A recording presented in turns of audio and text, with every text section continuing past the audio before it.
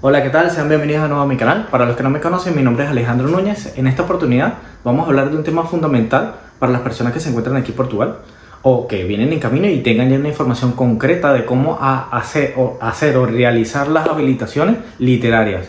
Cómo revalidar ese documento de bachillerato o de ensino secundario o como les puedan decir en su país. Por ejemplo, en mi país, Venezuela, le decimos bachillerato a las personas que cumplen o llegan hasta el 5º año de bachillerato, ¿ok? Y luego van a la universidad o van a hacer alguna carrera técnica. ¿Cómo le dicen en su país? Si lo saben, déjenlo en los comentarios para tener una idea en qué países o cómo se les llama en su país a este término de ensino secundario, ¿ok? O la secundaria como tal. Vale, volviendo al tema. Aquí en Portugal es importante generar esta revalidación porque en ciertos trabajos o en ciertos ámbitos puede ser necesario, tanto para poder, por ejemplo, gestionar un curso dentro del desempleo, ¿okay? Que los hacen, cursos que son gratuitos para tu poder ir adquiriendo conocimientos, ¿vale? Dentro del país, por ejemplo, digámoslo así, que quieras hacer un curso de inglés básico, de un curso de comunicación, un curso para ser supervisor, de lo que sea, puede que te pidan este ensino secundario, ¿ok? Que aquí le dicen el 12º año o el 9º año.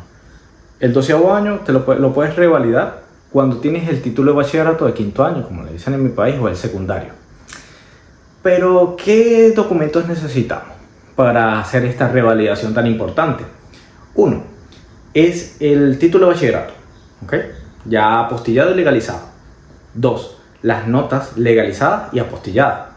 Estas notas deben estar, aparte de estar legalizadas y apostilladas, deben estar traducidas al idioma portugués, ¿ok? Si, por ejemplo, vienes de un país que se habla inglés y quieres traer tus notas, trata de legalizarla, apostillarla y traducirla, igual que si es español o francés o lo que sea, ¿sí? 3. Debes tener el atestado de morada. El atestado de morada de donde vivas. ¿Por qué es tan importante el atestado de morada? Porque dependiendo de la freguesía donde tú vivas o del sitio donde tú te encuentres, allí es donde tienes que dirigirte a la escuela que se encuentra dentro de esa freguesía. Por ejemplo, si te encuentras en una freguesía, por ejemplo en Porto, vives en Porto, pero dentro de Porto hay una freguesía en especial. En ese sitio, en esa freguesía o en esa urbanización o en ese sitio, en ese pequeño zona rural, hay una escuela. La escuela más cercana es la que te debería tocar. Si no lo sabes, es muy fácil, puedes elegirte a cualquiera y enseñarle el atestado de morada. La gran mayoría de las escuelas lo saben y te van a decir cuál escuela es la más cercana a tu comunidad o a la que pertenece a tu freguesía para que puedas llevar los documentos, ¿sí? El cuarto documento, dijimos ya las notas, el título de bachillerato, el atestado de morada. La cuarta sería el documento de identificación, pasaporte. Por ejemplo, si vienes llegando, no tenemos la manifestación de interés todavía aprobada, no tenemos absolutamente nada, el pasaporte te sirve, ¿ok? Solamente la fotocopia del pasaporte y ya con eso es más que suficiente, ¿sí? Ahora, si tienes ya el título de residencia, si tienes la manifestación de interés aprobada, puedes llevar esta documentación para que así sea un poco más fácil a la hora de gestionarte estas habilitaciones literarias, ¿ok? O la revalidación como tal. Bueno, en mi caso me pidieron esto, no sé si en todos los colegios lo piden, porque algunos colegios, digamos, son un poquito autónomos con algunos requisitos, ¿sabes? Estos son los requisitos globales, pero por ejemplo a mí me pidieron literal el nombre de mi padre completo y el nombre de mi madre completa, ¿sí? Eso lo anotaron en una hoja que ellos tienen allí digital, llenaron todos los documentos, cargaron todos los documentos en la secretaría. Tienes que dirigirte siempre a la secretaría de las escuelas, que es donde ellos gestionan todas estas habilitaciones. Recordar también que son escuelas públicas, no escuelas privadas las que llevan esto. Tienen que ser escuelas públicas, escuelas del Estado, ¿ok? Ya luego de haber llevado todos estos documentos, ellos generan una pequeña hoja en la cual te indican que está en proceso esta revalidación. Aproximadamente a mí me tardó una semana y media, algo así. Luego me llegó una llamada, me llamaron de la secretaría y me dijeron que ya estaba gestionado estas habilitaciones. Fui, ellos hicieron un pequeño, digamos, prorrateo, ¿okay? Por así decirlo, de las notas. Por ejemplo, si yo tenía 18.5, ellos me colocaron 18, ¿ok? En notas de mi ensino secundario. Te dan una pequeña hoja en blanco donde te dice que hiciste la revalidación en Portugal, que tienes las habilitaciones aprobadas y listo, ¿ok? Sería genial, ya sería momento de celebrar porque tenías tu 12º año aprobado aquí en Portugal y, oye, es una gran meta, ¿ok? Por ejemplo, para muchos a lo mejor será, bueno, es un bachillerato, no pasa nada, pero sí creo que cuando vienes en tu país o vienes de un país con donde literal estás de cero, que no tienes absolutamente ningún estudio, este primer estudio es fundamental para ti. Una duda que se les puede presentar a ustedes es saber si esto tiene algún costo o deben pagar algo. En mi caso, en esta escuela no, ¿ok?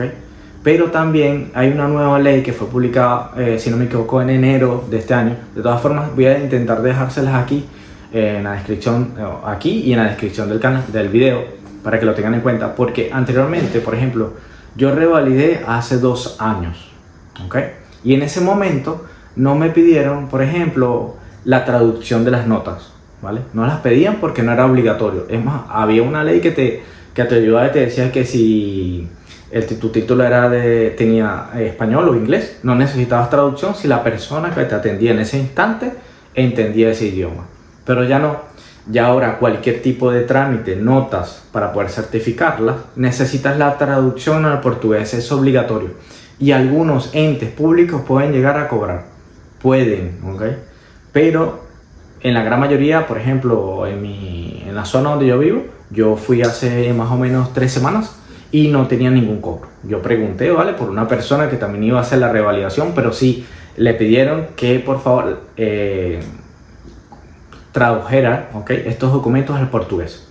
Sé que suena un poco digamos, yo de verdad no entendí mucho lo de la traducción porque realmente las notas, por ejemplo, de mi país, son solamente notas que son números, algunas cuestiones, por ejemplo, de tu nombre, apellido, el nombre de la escuela, que no puedes traducirlo completamente a portugués porque es un nombre, ¿me entiendes? Y son números. Pero bueno, esas son las normativas y hay que cumplirlas. En ese caso habría que traducirlas todas. Recuerden ya traer las apostillas legalizadas, ¿ok? Y el título de bachillerato de donde se graduaron, para que se los puedan aceptar. Hemos llegado al final del video. Si tienen dudas, ¿ok?, no recuerden dejarlas en los comentarios. Yo de todas formas en la descripción voy a dejarles varios links, ¿ok?, de dónde ver los requisitos, dónde buscarlos. También donde pueden, por ejemplo, dirigirse para ver los artículos o el nuevo artículo de que salió en enero de este año, ¿ok? Enero de este año, el año pasado, que es donde te establece que de nuevo van a necesitar traducirlas. Anteriormente no se necesitaba. Para las personas que lo necesiten hacer ahora, de seguro que va a ser algo importante porque ya pueden traer esto traducido desde su país y les va a ahorrar mucho tiempo y dinero, ¿ok? Porque aquí sí les suele ser un poco costoso este tema de traducción de papeles. En tal caso me despido, espero que les haya gustado este video, que haya aclarado algunas de sus dudas y hasta una nueva oportunidad, hasta otra oportunidad. Adiós.